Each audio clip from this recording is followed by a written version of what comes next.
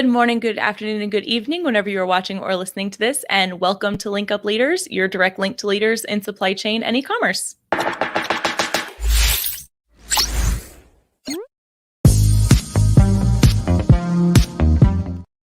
My name is Lisa Kinski. I'm your producer and co-host, and joined as always by Francois Jeffrey. Francois, how are you?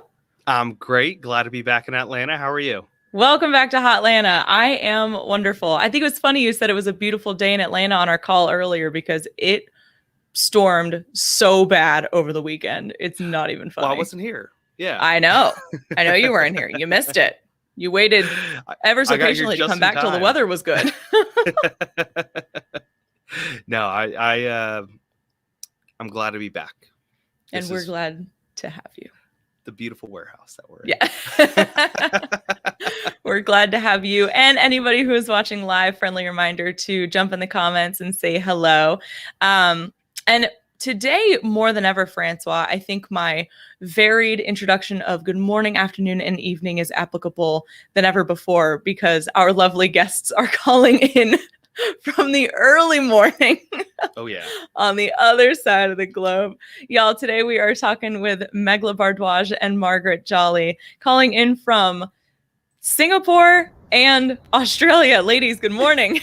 Good morning. Good morning. Good evening. It's so nice to have you both on here. So, Meghla, we have had you on the show before, and thank you for being our first returning guest. I think you were like episode 4 or 5 that we recorded in like the original format of the show. So hopefully things from your side seem different and better. But we're so happy to have you back. And Mark, thank you so much for coming on. Let's just start up top like we always do with a little bit of background about each of you guys. So whoever would like to go first. Okay, I'll go first. Well, my background is in sourcing. I've been in the sourcing industry for almost 20 years. I worked in India, Philippines, China, and I'm currently based in Singapore for about 6 years. So I lived and worked in China for almost 10 years. And when I was there, I was working for a company called Global Sources. That's basically a B2B sourcing platform. And I was producing research reports for them on how products are manufactured in China.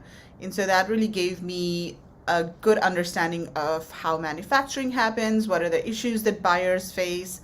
And I also was running a sort of a sourcing agency with my husband over there. And that also gave me insight into, sourcing best practices. And over the last 3 years or so, I've been focused on helping Amazon and e-commerce sellers source from India. And I started with India Sourcing Trip in 2019. And then, of course, that couldn't happen in 2020. So I teamed up with Margaret and Kevin, and we started helping Amazon e-commerce sellers source virtually from India. And we've recently launched India Sourcing Network, which is basically a website that, again, provides a lot of information and suppliers to global sellers who want to source products from India. Fantastic. And we're going to dig into all of that. But let's get Mark's background first. Okay. Well, I suppose most of my life I've been involved in some sort of business management or business ownership, done a few of both. In early 2017, we decided we were sort of semi-retired and looking for something else to do and got into e-commerce and Amazon, started sourcing from China, had a couple of really bad experiences, and we were on our way actually to Canton, stopped off in Hong Kong at the mega fair over there, and we stumbled across sort of a section of it that had suppliers from around the world, and there was this fantastic stall of Indian suppliers, and like the rest is history, we're still using the same supplier, and just love the change. I mean, we just came back and went, when we got to Canton, we went, we don't really need to be here, let's have a bit more look around Guangzhou. So we didn't spend a lot of time at Canton, and so we've sort of, I suppose, gone right into sourcing from India, and then because of that, Meghla we were introduced to, and she asked us to originally go as coaches on the first trip, which we did, and since then the rest is history. Because we couldn't go any more trips, we've just been doing webinars and all sorts of things, telling people about India and spreading the word about the beautiful things you get from India. Yes, that is awesome. And I checked out y'all's new site, which we'll talk about, and I found this really cool map. So last time we had you on the show, Meghla, we talked about all of the different kinds of products that you can source from India, and kind of, outlining that some countries are going to be better for some products because of available materials, things like that.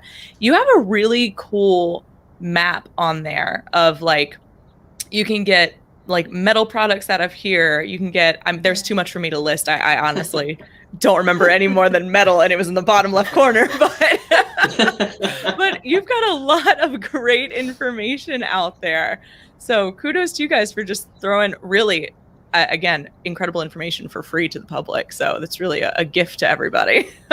And a 4-hour live session, I think it was, that I popped into a few times and was great. It was very informational.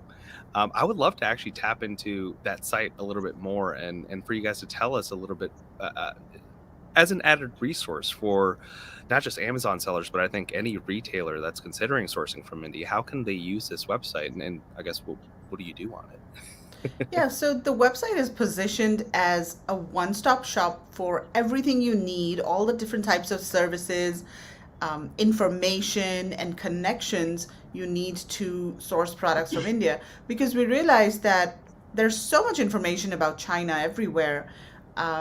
And in fact, when I started initially with the sourcing trip, one of the things that I realized was that people don't know how to source from India. People don't know what products they can source from India. They don't know where to start.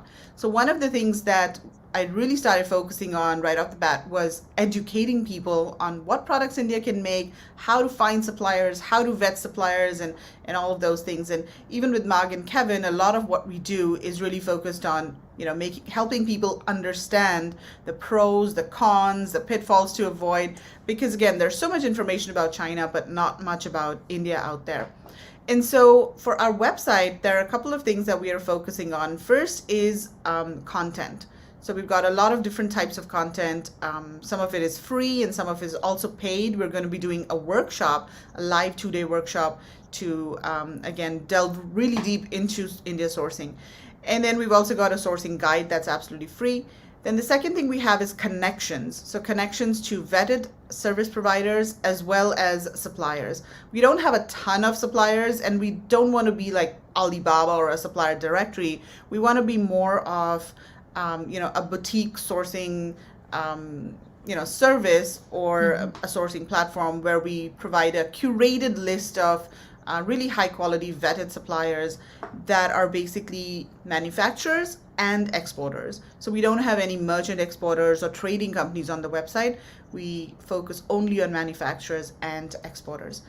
And then the third thing that we have is community. So we've got a Facebook group where we give a lot of support to people in case there are any questions that they might have. So those are the basic 3 pillars that we have of the website: content, connections, and community.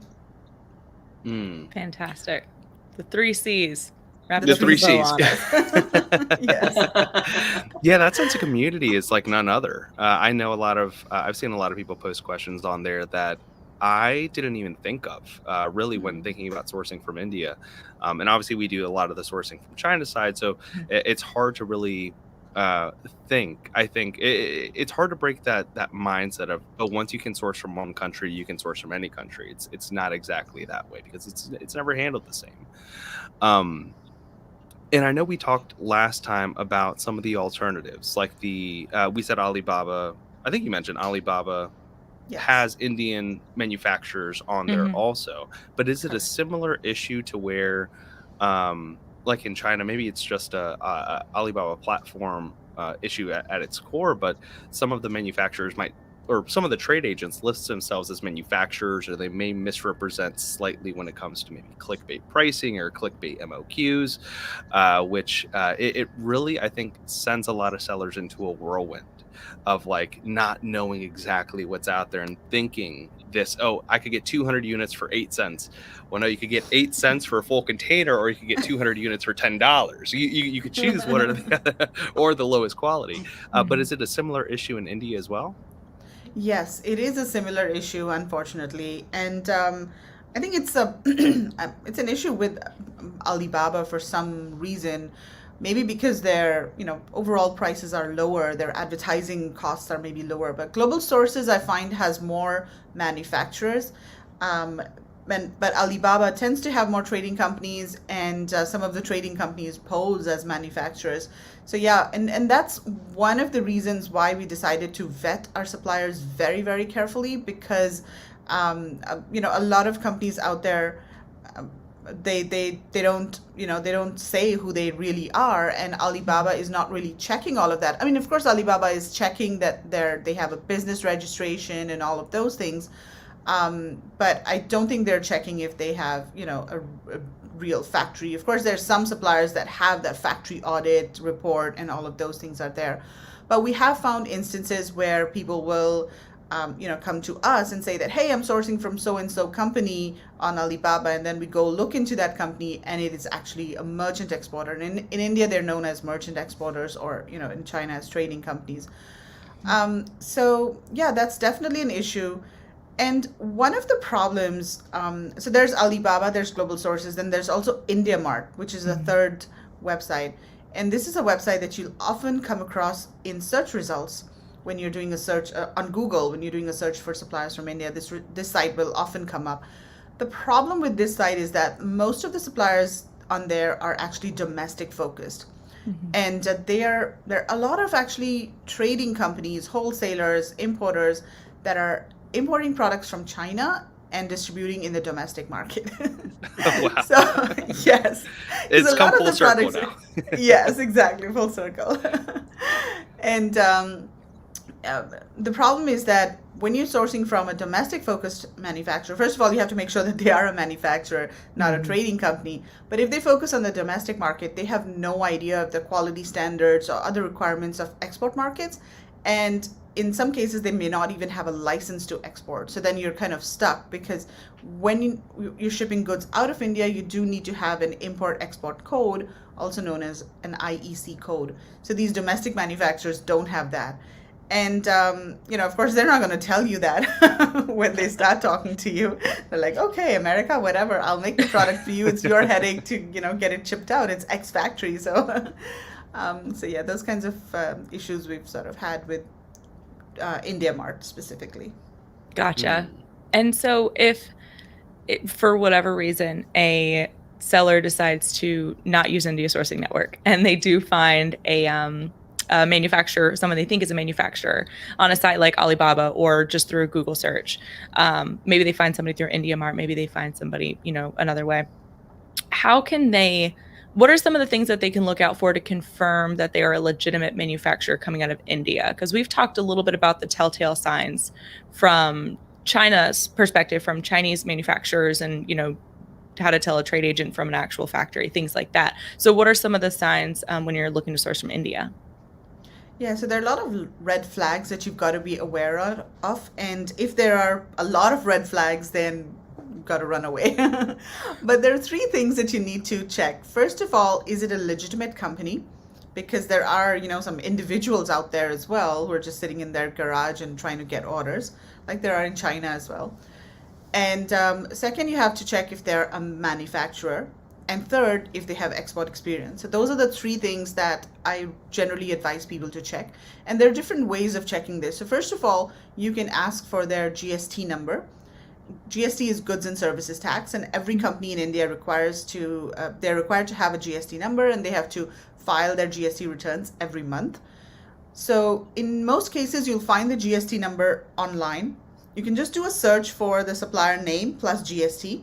You should be able to get their GST number listed on some website or their own website.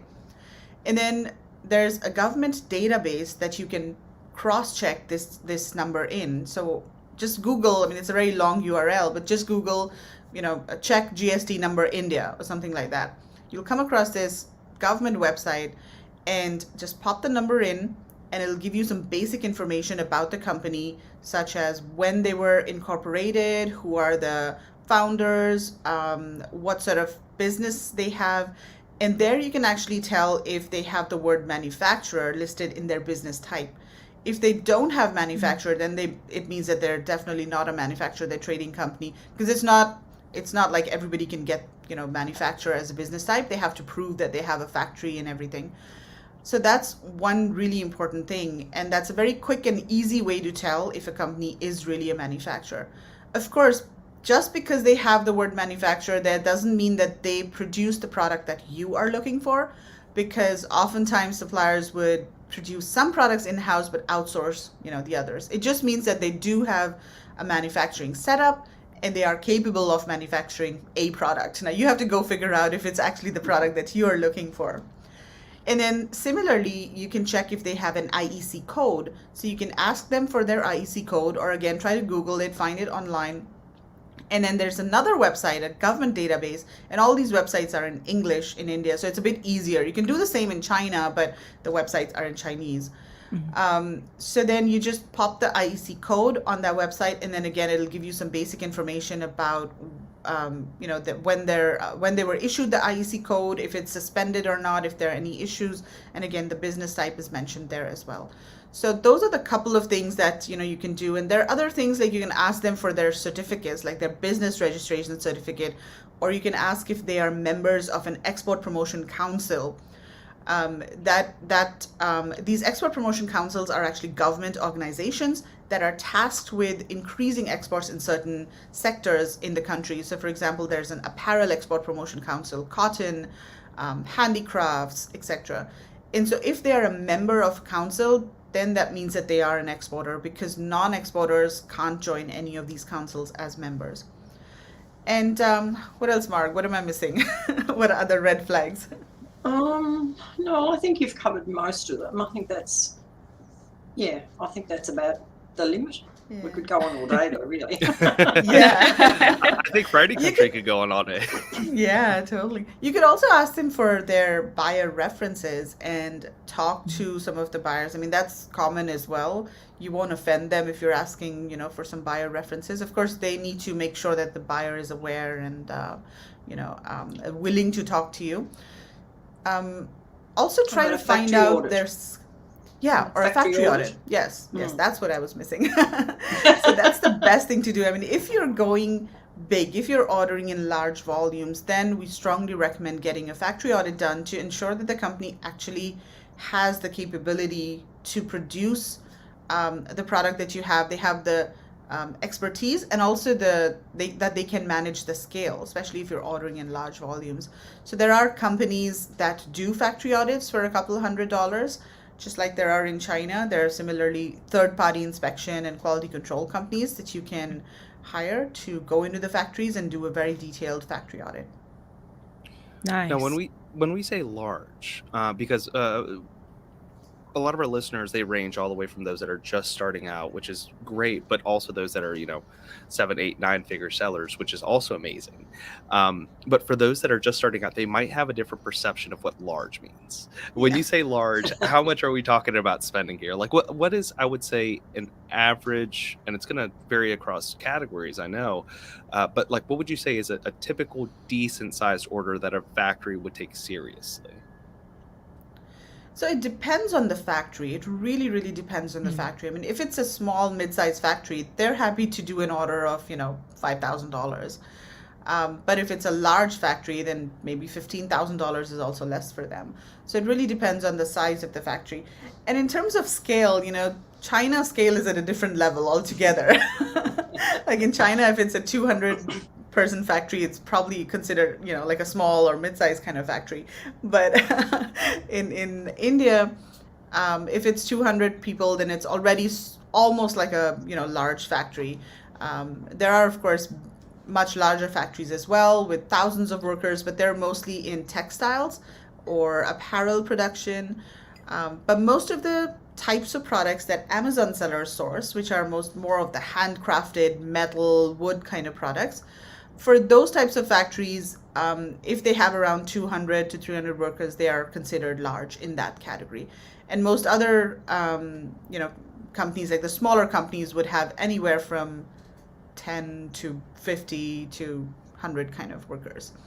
The thing with producing these handicraft products is that a lot of the processes can be outsourced. So even if a company has fewer in-house workers, they can actually enlist the services of artisans that are, freelancers, and they can get these products made from them. In fact, a lot of the products that are made are actually made this way. There are artisans that work from home. There are artisans that come and work in community clusters in villages or little cities. So, and these artisans are basically skilled people who know how to do a specific, like like wood carving or metal carving, or they have been taught this skill, through the generations, and the entire family really focuses on this sort of a thing. So there are different cities in India where there are skilled artisans available for different types of handicraft products. And that's also one of the reasons why factories can actually produce at a large scale, even though they don't have a lot of in-house factories. In-house workers. Mark, do you want to talk about your supplier? You visited their factory, right? Yes, we have visited the factory. Yeah, no, look, something I'd like to say is I think that I suppose Indian suppliers want to, just keep everyone happy. So if somebody, and we have this problem, it's probably a bigger problem than people wanting to do large orders, is that people will say, can I just do 100 of these? And the supplier will just go, oh yes, because he wants to be, looking after them and think he's making. And we have that trouble. We say, do not do it, because, to ship 100, products, if it's got to go by sea, it's just craziness. It's not worth, the whole setup of everything. But I think that's probably something that we come across, that, they'll quite readily do, 100 or 200, items. But we're trying to say to the manufacturers now, say to them, no, you've got a limit of $5,000 or $8,000, but you can choose 2 or 3 products in that range, so they can maybe test 2 or 3, but they've still got a decent sized order to actually do a shipment of. So yeah, but look, our factory, we were flying over there going, oh, I wonder what this is going to be like, because we knew it was an industrial city, and thought, are we going to go to a little tin shed down this dirt road, or are we going to go to a factory? But when we got there, it was like 5 stories high, and marble boardroom and everything else. It wasn't like I was actually quite surprised at the difference, but it's not set up like I suppose what you would call we have in Australia, like a production line, I suppose, where all the machines are just in this great big room. They have more I suppose smaller rooms where a lot of the skills are within a family, so it might be a generational thing that it's gone down from the grandfather to the father to the son, and they're all actually working, doing their skills in their own little hubs in the factory. So you'll find that, and look, some of them might even work outside, depending how busy it is. They might not always work in the factory, but I mean, our factory was quite, I was surprised, and it had a showroom, very sort of impressive compared to, what we were maybe expecting when we got there. But look, we've been, very happy. I find that they're so easy to deal with. The language isn't a barrier. And just, it doesn't matter, like, if, we send a message, can you do this? It's not a problem, Mark, whatever you want. And nothing is a trouble to them. And the benefit is we can talk on Zoom a lot. We use Zoom all the time to do, like inspect samples or before, because then you don't have to get the sample set and it's not what you want. So you can work on a sample on Zoom over a few days till you get exactly what you think is your golden sample and just get that sent. And so I find that's a real bonus, that you can look at your packaging, whatever you want to do. You can say to them, hey, take the phone out and show me, you're making my things today. Where is it at? Show me the products. So that works really well with the language. And I think probably the other thing is over there, they tend to use WhatsApp. And that's really the way we communicate, and just email. So the communication with them has been so much simpler. And yeah, just really, really, they're like our family now. Like, we have a chat, how's the dog, how's grandpa? It's more personal than I think, we found in China. So that makes all the difference to us. And, like we've been, when we were over there, we actually stayed in a hotel, and then it was come to our home for dinner, come back for lunch, come to our home for dinner. Here's, next time you stay, you're not staying in the hotel, here's your apartment upstairs. And they took us up, to the 3rd level of the home and showed us our apartment next time we go. And so it's a little bit, I think, a family, and you can build that relationship, and that works. I think that's what India's about, is building a relationship with your supplier and, getting that real trust with them. Oh, definitely. I think that is across most cultures, actually, because we've had that conversation a lot about building that supplier with your Chinese providers as well. But a question I had for you, Mark, was you've continued to source through this same supplier all throughout COVID as well, I'm assuming. Was there any major impact that you saw to like the production output during the not a lot, like the height of the outbreak, I guess you would call it? Probably they were closed. Look, it was sort of a bit up and down because they'd be allowed to open for, say, a few hours a day. They had like different restrictions in different areas. So they might be able to open 3 or 4 days a week. So it didn't, like, I mean, it slowed down, I suppose. Probably they probably got behind maybe 6 or 8 weeks with their whole orders. But then I think a lot of people weren't ordering as much because people sort of were, hey, what's happening in the world? And I think a lot of that sort of slowed down as well. But look, we didn't have any issues. And I think, well, I mean, they seem to really look after us. And I mean, I'm pretty sure because we've been with them for so long, we got a bit of preference if there were some new orders coming in. You know, because we'd been doing the same products and had a sort of a running order going, you know, we usually have something in production or on the seed with them most of the time. So it you know, we just got, you know, really, I suppose, not bumped off because they were busy. But I think it's now back to, it doesn't seem to be affecting them at all. Really, I think India, I know there's still a bit of COVID around, but we haven't had many people saying that nobody, you know, is making their products or anything like that. We haven't really had any complaints. So I'm assuming that most of the factories are back in sort of almost full production. Well, good. As logistics, all the factory output might not have impacted as much. How is logistics currently out of India and going to, let's premise this with, if you don't mind, which markets are you currently in? Are you in the US and the EU and the UK? No, just in the US. Just US. How is logistics impacted this year? Not really much of a problem with the actual shipping time, because what happens is if you're shipping from India into the US, you go into the East Coast or mainly to New York. So there's not as the congestion that, like, because you haven't got all the Chinese goods going in there, there's, you know, the congestion is a lot less. So like my last shipment, I think probably took, about next to 3 or 4 days to clear the port in New York, and it was more that there was a trucking issue with, there were a lot of trucks waiting, and that was more so than the ship actually got in and was into the port. It was more just the trucking out of sort of the wharf down to 3PL. So I don't think there's a big, and from India itself, if you don't know India, like Delhi or Moradabad, Jaipa, most of those are up what we call the north of India. So at that point, so anything that goes from the north goes down to Mumbai, which is sort of, it takes 4 days by road because of the traffic and everything. It's not quite that far, but that goes down. So that's a bit of a time factor. So if you're actually, you know, looking at that we didn't have any delays when we left our factory to get to the port. The ships tend to go Mondays and Wednesdays. It's not like China and there's, you know, queue of ships going every day out of India. It's getting busier, but there's not as many ships. So once you get there, you're usually on the ship the same week. If you, you know, speak to your freight forwarder and they, you know what's happening and everything's sort of checked in. So I haven't really found a big difference at all in the shipping time. Shipping costs are the same. They're not anything like China. I got a price off our freight forwarder that we use. I think it was at the 15th of July, and a 20-foot container was $5,100 and a 40-foot was $5,900 and $7,100.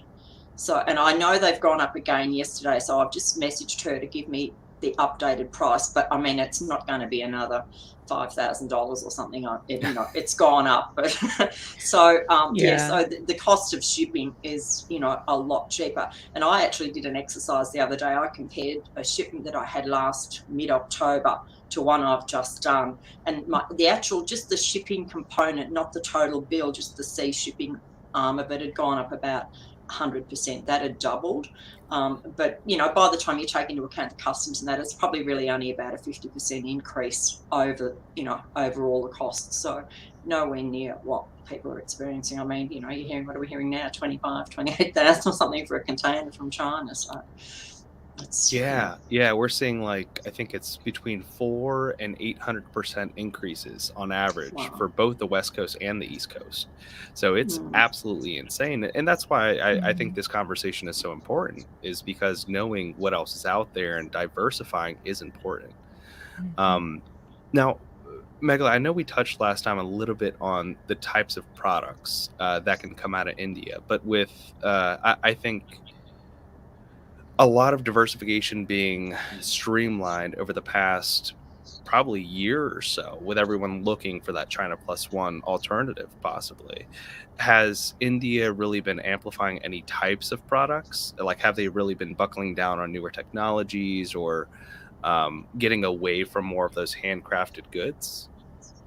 Yes, that is happening. And I'm seeing people, or factories and industries, and also the government trying to invest in electronics.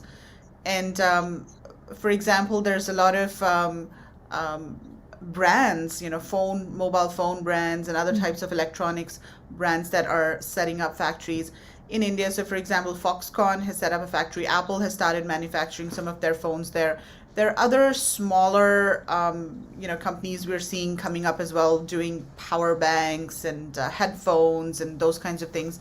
But it's still at a very nascent stage, the electronics industry. But I think over the next 3 or 4 years, it will develop, rapidly. And I think there should be more of the electronics, high-end kind of products coming out of India.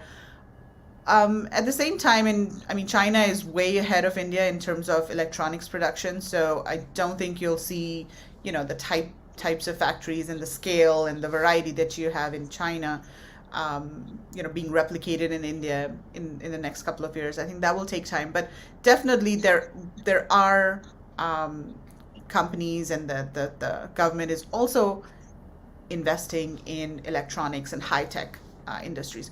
India already has some component manufacturers, and they usually cater to the domestic market.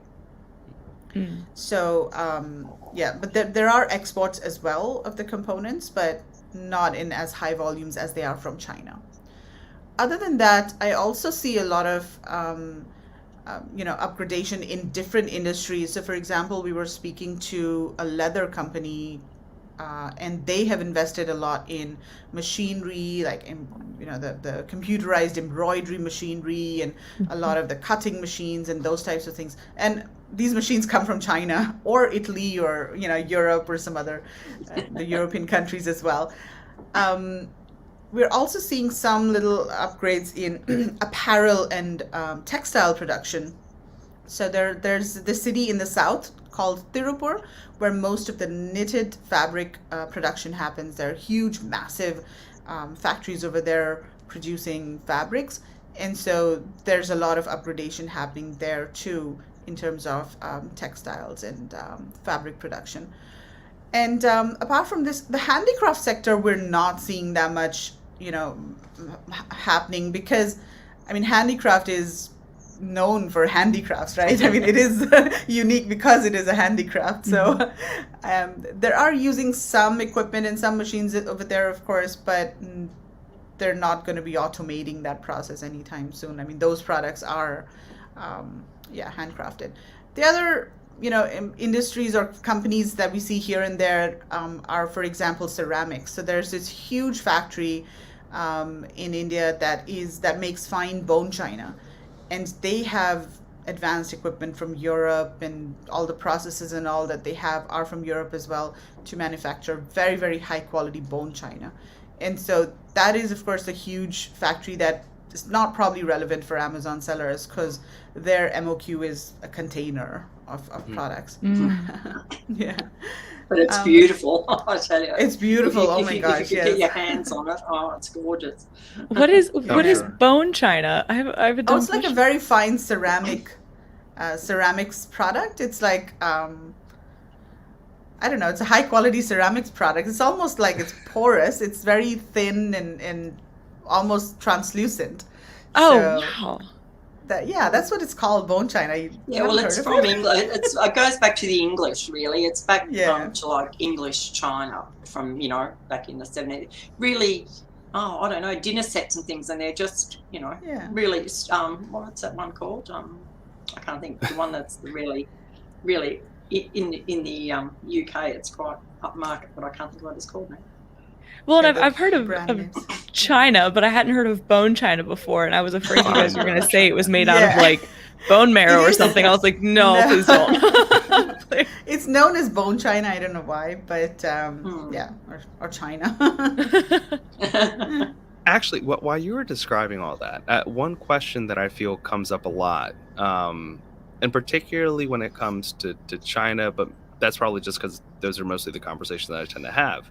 But it comes down to protection, and really protection because it does have such a large population that they could potentially take their ideas and sell it to.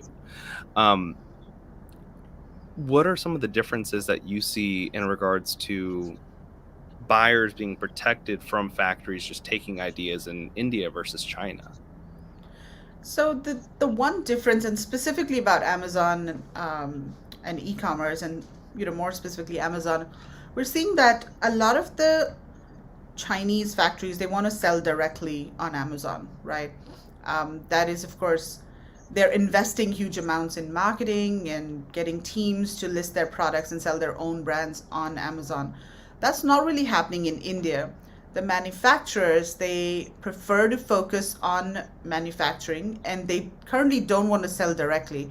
Although that might change in the next couple of years. They might, see that, Amazon, yay, we can sell directly. And there are some, brands and factories that we've spoken to that do sell directly on Amazon, but we're not seeing the, like the regular OEM factory that you go to manufacture your product. They are not selling directly on Amazon.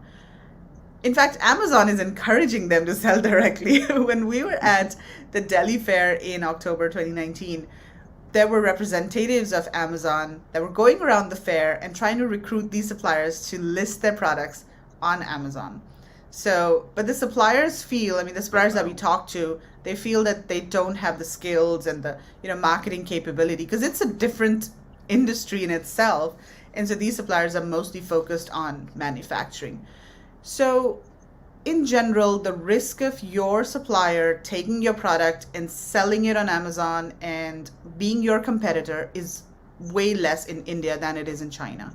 It is, of course, possible that another Amazon seller might copy your product and get it made, in India or China. That is more likely to happen. But we haven't seen cases at all, in fact, where, an Amazon seller comes to us and says that, hey, my supplier is now producing my product. There are third-party sellers in India. They might copy your product. They might see the product on Amazon and get it made in India. That might happen. But your manufacturer is not likely to copy your product. I think a lot of times that's actually the case. I think more so factories, particularly more reputable factories, ones that have stronger teams, they've been doing this for decades, they tend to be safer to go to because they don't want to lose their reputation also. Their business is B2B mostly, I would assume, than B2C. And what opportunities, if any, do sellers have of selling their products that they have made in India to the market in India? I think that's a huge opportunity, and it's just growing every day. But India is a very unique market, so you have to tread carefully. Not every product will be successful there. There's a growing middle class, but at the same time, it is a developing country, and it's very price conscious. So you have to make sure that your product adds value and it's not too expensively priced. Of course, there's high-end products have a market as well, but the majority of products are, tend to be low-cost products because it is a price-conscious market. And certain categories on Amazon are doing really, really well. For example, supplements or fitness, health equipment. We know a couple of sellers who are doing really well in India, overseas sellers in terms of supplements. So we had somebody on our webinar, or we were talking to somebody, and they said that they know a seller, and the seller does 10,000 units. And so this person said, oh, so 10,000 units a month. It's like, no, 10,000 units a day. Wow. That's sizable. That's sizable, yeah. just because there's a huge population in the country, so of course, 1.4 billion people, 10,000 per day is not much. So in India, you profit if you scale, and the profit is in volumes, basically. So the margins are thin, but you have to get volumes in order to be profitable. And Amazon and Walmart are actually the two main marketplaces. It's not Walmart directly, but Walmart has acquired Flipkart, which was one of the leading marketplaces there. So indirectly, it's just Walmart and Amazon fighting it out over there. And I think between the two of them, they control maybe like 60% of the e-commerce space. There are other niche websites and other websites as well, but these are the two main ones. And Amazon is doing really well in India. I should say they have really localized Amazon over there, and they are catering to all of the different festivals. For example, they have this huge sale during the season of Diwali, which is one of the biggest festivals in India. India is a big market. One thing you have to keep in mind is if you want to sell on Amazon India, you need to have a company registered in India. So it's not like the US or any other marketplace where you can just go and, open an account and sell as an overseas seller. You have to have some sort of business entity in India. And in order to have a business entity, you need to have a partner in India. So you cannot have a 100% foreign-owned company. But there are companies that offer this service, and they help you set up a company and give you a partner and everything for a fee. So it is definitely doable. That's about it. So you just have to go a bit slow. Think about the products that you might sell over there. And the good thing is that Helium-10 is now available for Amazon India.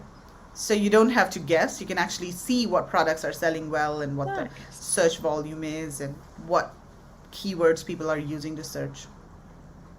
That's awesome. I have to think that anybody who got into oh, there's definitely a delay. I've got to think that anybody that got into the like dumbbells, resistance bands, like any of the kind of at-home gym equipment, right before, if they were able to stay in stock through COVID, they made out like thieves. I mean, because you couldn't find, at least here on Amazon US, you couldn't find any of that stuff come, I don't know, it really broke out here in March, the second week of April. I mean, there was nothing to be had because everybody was like, we're going to be fit. So I'd have to think that was a huge market globally. Totally. Sorry, Francois, go ahead. No, I think there is a delay. It's probably StreamYard. It's not the Wi-Fi. Definitely not the Wi-Fi. I actually had a question more so about cultural norms, and if there was anything that you really had to learn, Marg, when you started working and interacting with suppliers in India. Look, not really. I mean, we haven't found any difficulties at all. I think, I know they're not like exactly the same culture as us. They do have their different religions and their beliefs, but we haven't struck any issues with, either the language or the culture. And I think one good thing about India is they don't have like the Chinese New Year where they completely shut down for 3 weeks or more over that time. They have like all the Diwali, but they're usually only 2 or 3 day festivals over weekends. And it depends on, the culture because India has so many different, I suppose, religions and beliefs around, and so there's lots of different festivals depending on where they are. So it's not like the whole of the country closes down for a particular thing. So I think that makes it a lot easier when you're actually dealing, because if you speak to your supplier and say, right, when what days are you going to not be open? And look, I was surprised the first year because I sort of said to them, because we had an order going over the Christmas, and I said, how long are you closed? They said, we don't close. And I said, what? We just have Christmas Day and that's it. So they just work through. Whereas here, our whole world stops for 10 days for Christmas. So, nothing really here. Our whole factories are basically closed all of January in Australia because most of the production, everyone's on holidays for that time. Whereas, so I think, a lot of that makes it a lot easier because you're not having that rush of shipping, the rush of everything, because it's been closed for such a long time. So we found it's a little bit more, I suppose, easy to work with. But I suppose one thing you've got to get used to is it isn't China. You don't place an order and they press a button and produce 10,000 things in a day. It can take, like if you're doing sort of wood or metal, most of those things, the lead times are about 10 weeks, 12 weeks to be, on a decent size sort of order, which is something you've got to get used to. But if you communicate with your supplier, and I tend to say to them, I need this at the port on this date, and I usually give myself a buffer because they tend to over-promise things. So they'll always go, yes, and Meghla, can you shake your head the way they do it for me? Yeah, when they do that, you go, oh, yeah, okay. It's a little bit, it's quite a funny sort of little thing that we always laugh when we ask, can we do this? And he'll go, yeah, and he'll shake his head and I go, oh, yeah, I'll hang on, I'll add a week to that. But, yeah, so I think, it's communication and being organised. So we always like plan ahead. So instead of, I think, thinking, oh, when I'm starting to run out of stock, I'll order it, I sort of do a projection, for sort of 3 or 4 months ahead and keep orders flowing. So I've always got something being produced, so I know that I won't run out of stock. So I think that's quite a bonus. And probably the other thing is, because you can do lower MOQs, because we use the same supplier, if one of my products is not really running out, but I think I might just need a little bit more to keep me going, I can order a few of that particular product, because they don't care whether they make 200 or 2,000, they will do 200. So if you just wanted just to top up until the next shipment or something, it's a bit of a bonus. Whereas I found in China, unless you wanted to order 2,000 or something, and 2,000 boxes and everything else, we've still got some boxes in China because we didn't need it. We used all the boxes. But in India, you can just get smaller things done, particularly if you're using the same manufacturer, and then your shipping works out a lot more economical because you're not shipping small pieces from everywhere. So I find that we're so much happier dealing with everything in India, with the friendliness, the culture, and just they're so easy to work with, I find. Even with payments, that's another thing. Like, I know in China, you'd put the money in the bank and say, when's my shipment leaving? Oh, it's got to clear the bank. And a week later, oh, we're still waiting on the accountant to approve it. My shipment sometimes has been on the water, and I go, I haven't paid you. It doesn't matter. I'll send you the bill next week, and you go, what? That's, and I mean, I know we've dealt with them before, but, like even on our first order, it wasn't, because we were used to, and we were waiting for, oh, here's the money to go in the bank. But, it was already down at the port, I think, even before we paid for our first shipment. They're just a lot more, I suppose, trusting in that respect. It's never been an issue with anything like that. So I think those things, people, might be surprised when they move, from China to India. And I think the biggest down is that time delay, that you've just got to get yourself into the mode of planning ahead and getting those shipments rolling, and then you're right. Yeah. Well, and I think more people are kind of getting better in the habit of pre-planning now after all of the delays that COVID caused, and they do have to navigate around like Chinese New Year and stuff. But something I thought was interesting that you had said earlier was that they really, it's kind of in their culture to like want to make their clients happy. So if you say, hey, can we do this? Hey, can we do this? It's like, absolutely, Mark, no worries at all. And I think that we've heard that of some Chinese manufacturers before. Will they say, yes, they can do it, but then they skimp on the quality of it or use a different material and may not tell you, or, things like that. But I would assume that's not happening, that everything is staying the same, especially if you've been using the same manufacturer for so long. Yeah, and look, we sort of had a few discussions with them. We gave them a lesson, because I said to them, look, we aren't making, because I thought they probably think we're making a fortune here. We're buying this for $10 and selling it for $45 or something, because they check our website and know how many reviews we've got. They know everything. And so I said, I'm paying this, and Jeff gets this much, and this much goes here, and he went, oh, really?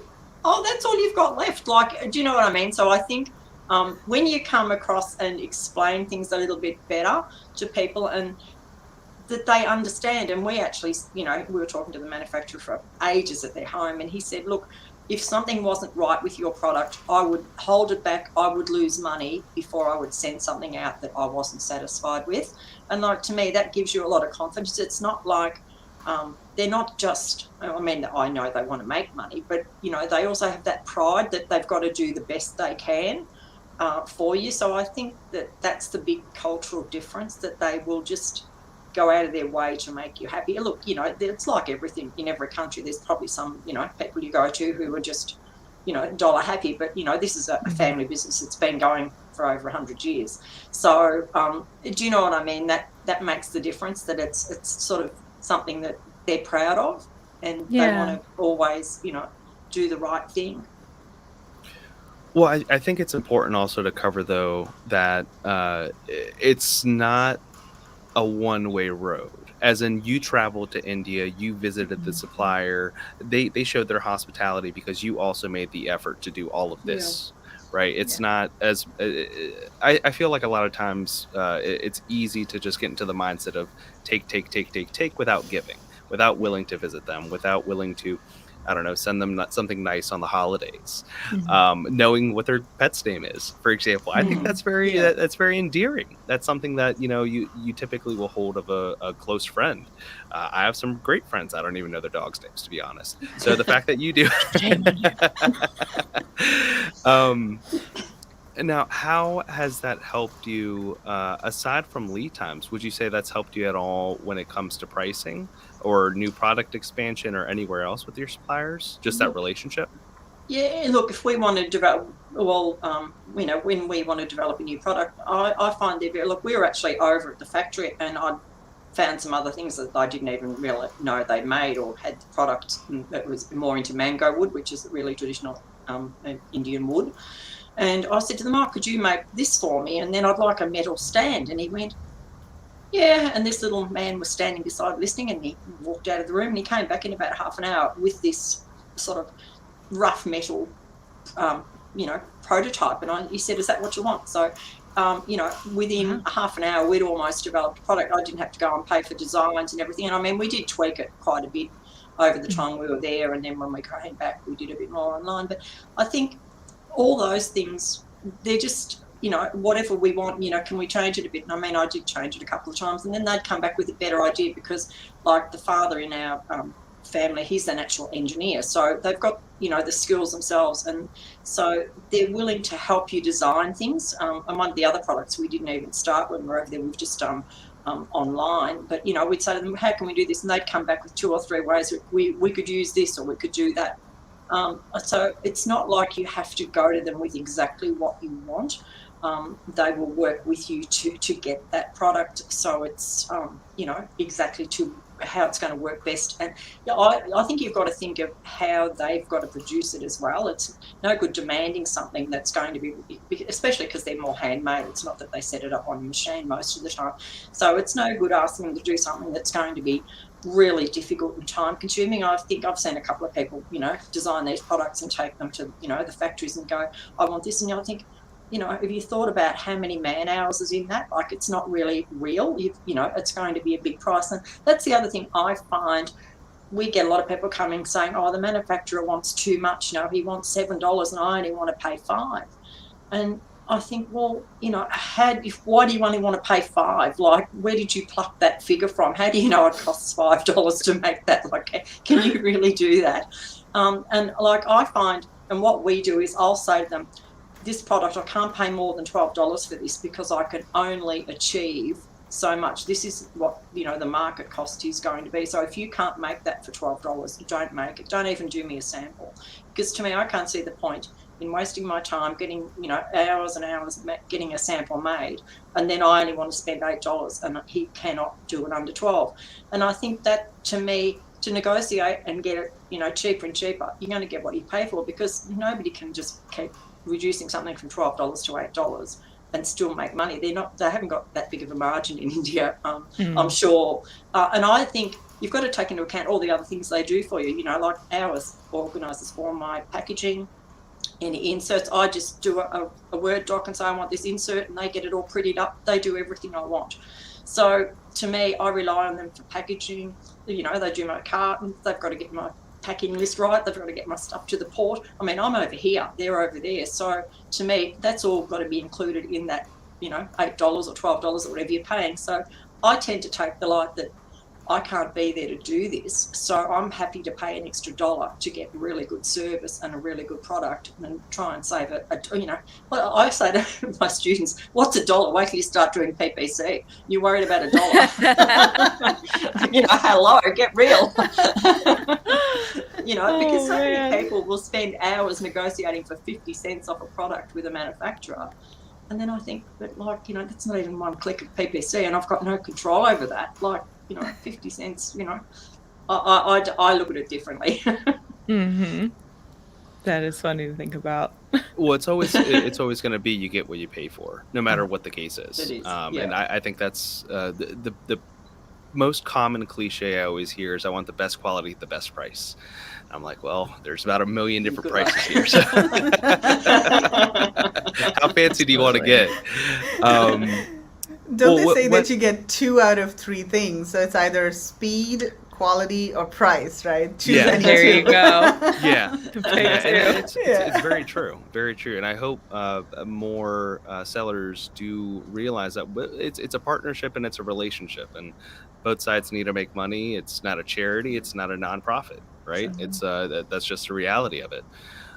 Now, for sellers that are looking to transition, possibly out of China, possibly just developing new products that they think would be very strong in India, are there any tips or suggestions that I think from both of your experiences, somewhat different experiences, but I think definitely very unique and valuable, what would you suggest to them? Mark, do you want to go first? Look, I think it's probably just getting you. To me, the biggest problem is, once again, the time factor. So I think it's getting used to the way that India works compared to the way China works. So I think that's probably the biggest thing you've got to get used to. But I think once you do that transition, we would never go, I would give up before I went back and sourced from China now, I'm sure. I just love India so much, and I love the products and the difference and everything that goes with it. So to me, I can't sort of speak highly enough about. Well, I mean, we might have been extremely lucky because we've, fell upon such a great sort of supplier. But look, I know people that have dealt with other suppliers and they've been very happy, and I've seen some of the products that people have got. And they're all, really good quality. And I think everyone seems to start to get that relationship and be happy with, working with their supplier. I found it very difficult in China to get too close to them. They were too big, and we were just this tiny little nothing in the corner. Whereas I think, I don't know, India just seems to take you more as, I suppose, a friend in the whole thing. So, yeah. Meghla, what do you... I think one of the things you should consider is come to India for the products that India specializes in. Don't expect to take a product that's already being manufactured in China and try to replicate it here. That's a mistake that many people make, and they say that, oh, I'm making this really high-tech thing in China and I want to get it done in India or Vietnam. You have to understand what the country's capabilities are, what products are competitively made in that country. So that's the first thing. Come to India for the products that India really specializes in and is competitive in. So whether it's cotton apparel, that's something that I don't see a lot of Amazon e-commerce sellers doing apparel, and of course that's because there are returns and so many other factors. But that is a huge opportunity, and there's so many suppliers that are making really nice, high quality, low cost products, because labor is cheaper in India than it is in China. So if your product is labor intensive, you might find lower prices in India than China. So that's something to keep in mind. If it's more high tech, then, and if it's mass produced, and if it's something that's coming off a machine in the millions, and that's something that you have to, of course, source from China. So that's one thing. Just keep in mind the product category that you're sourcing and if it is made competitively in India. Then I think a couple of other things is, like Mark mentioned, that lead time can be longer in India especially for handcrafted products. So that's something that we see, people complain about often. And also I find that the way of working in India is a bit more laid back and relaxed. Whereas in China, it's all about, let's get this done fast and working, 24 hours a day and fast and move fast. I worked in China for 10 years and I know the culture over there which is, I mean, there's no right or wrong, but that's how they do things, and they're very ambitious and they want to get things done. And I think in India it's more sort of laid back, and it's more, they want to have more of a work-life balance. I don't see a lot of people answering emails on Sundays, for example, or being available on Sundays. They usually, many of the factory bosses, they'll go into the factory at around 10, 11 o'clock, and they work late nights and all, of course, because they have to work for US buyers. But it's not like, they're in the factory at 6 a.m. and leave at 10 p.m. Mm-hmm. It's more of a work-life balance that they strive for. I don't think Indians in general are out there to, conquer the world as such. So that's something to keep in mind. Things move a bit slower in India too. So if you send out an email, you might not get an immediate response in 10 minutes. Of course, if you're Marg, then you do. Because again, it really depends on the relationship that you have with the supplier and how much they prioritize you. And that's true everywhere, right? I mean, if Lisa sends me a message, I'm going to respond immediately. But if it's some random person, then I'm going to think twice.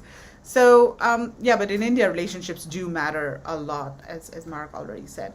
So, I think those are a few things that people need to just keep in mind when they're looking for products in India, looking to diversify. Maybe to just take into account too the tariffs. We haven't touched on that. And the tariffs out of India are much less than out of China. Most products, some of my products are free, no Trump tariff at all. Some might have 2%. The highest I think I've ever paid is 4%. And most of the products, you might, depending, I'm talking about metal, wood, handicraft type things. I'm not too sure if you went into electronics. I have no idea because we haven't got involved in those. But, I mean, it's something to check, but you would never be paying, 20, 30% or anything like those sort of tariffs. So it's something else to consider if you do change over and, I don't know, you're making a wooden salad bowl and you want to convert it. Well, you can afford to pay quite a bit more if you're, not paying any tariff instead of 30%. So, they're just things like that people should look at the whole scenario, not just that, unit price. Oh, definitely. And ladies, thank you so much for sharing those. You've made a very, very strong argument for sourcing in India and either diversifying or switching. We are at our hour mark, but let's talk about your new beautiful website for a second. Yes, absolutely. And we talked about it a little bit at the beginning as well.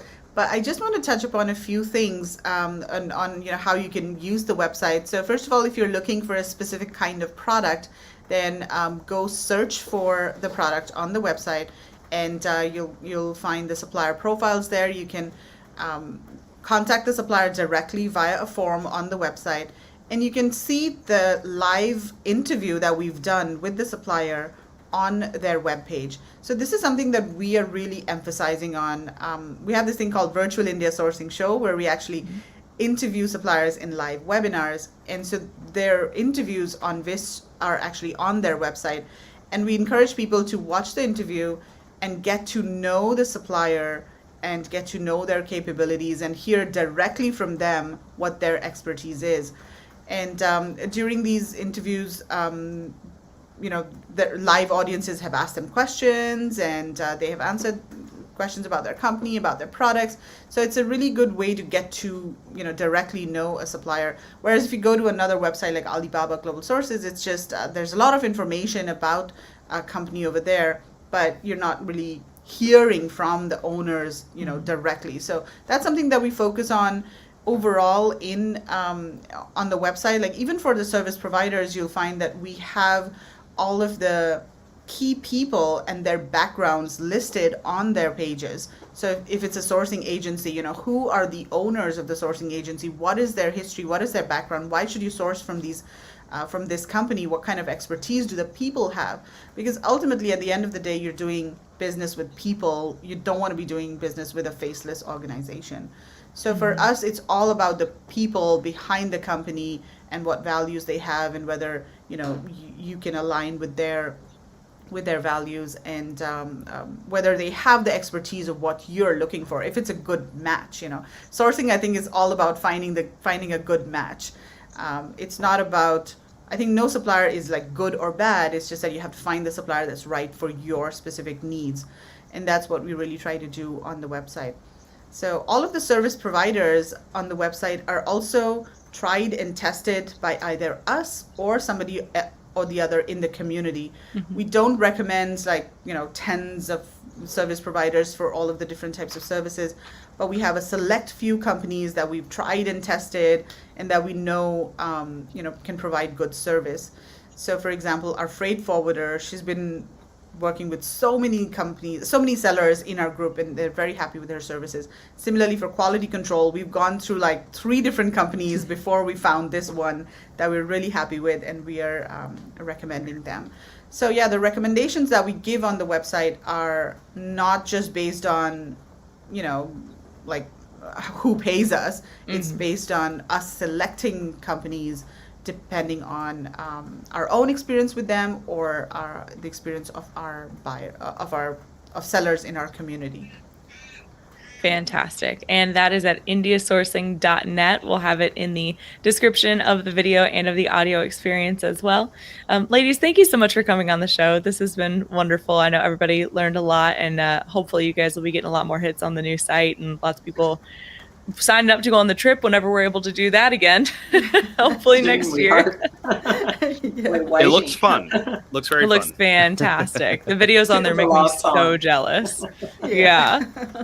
Awesome. Well, everybody who listened, thank you so much for tuning in. Be sure to like, comment, share, subscribe to the show, ring the bell for notifications so that you never miss a conversation with leaders in supply chain and e-commerce like Margaret and Meghla. Thank you, ladies, again.